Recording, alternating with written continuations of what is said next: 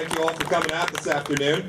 And thank you, Linda and Powell, for putting this event on. What a great group. I'm going to speak pretty briefly today, but pretty directly, kind of the way I think people have come to understand I do this. My experience in the healthcare system is really threefold. I've run a small business where we have dealt with health insurance, and I can tell you that the system before Obamacare was not perfect. I'll concede that from the get-go. But my company just renewed our health insurance premiums. They started October 1st, and the premiums that came back from our health insurer were 13% higher than they were the year before. And if you think there's something that will destroy jobs in the 4th District of Kansas, I can tell you that Obamacare is it. And I have made a pledge and signed a pledge to repeal it, and I will work every day when we get back there in January to make sure that that happens. It's too important to talk. It's too important to talk about the edge. You know, I also have had the experience of having federal health care. I received federal health care from the Department of Defense medical system for 9.5 years when I was a soldier. And I had great doctors and really good nurses who were trying to take care of my soldiers and their families. They were doing so in the most bizarre, Byzantine, bureaucratic model that mankind has ever seen, and I try and extrapolate that from a couple of million folks under arms and veterans to 300 million Americans all across the country, and I know that this law will be a disaster for all of us, and we've got to undo it.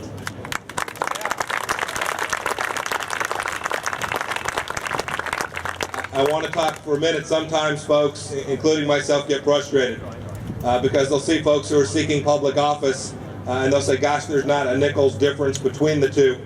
Why would I bother to go out and vote? These folks all sort of seem the same to me.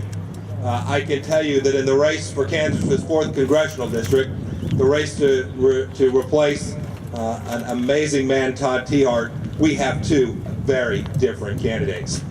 And I need your help to make sure that I get elected and Representative Boyle does not. Let me give you a couple. Let me give you a couple, though, because I know you'll be out talking to friends, and I want to make sure folks know the facts, because facts are great things, and they're very stubborn.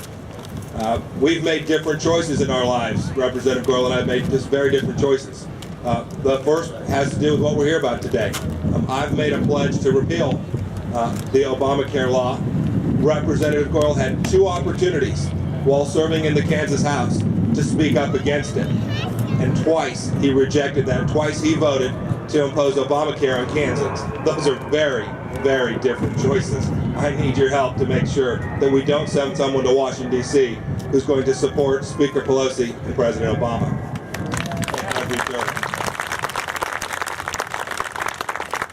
You know, I think, too, you can tell an awfully lot about how someone will behave when they get into office by the experience set that they bring. I've been here in Kansas for 15 years running a couple of small businesses and have had to deal with our healthcare system and the changes that have taken place.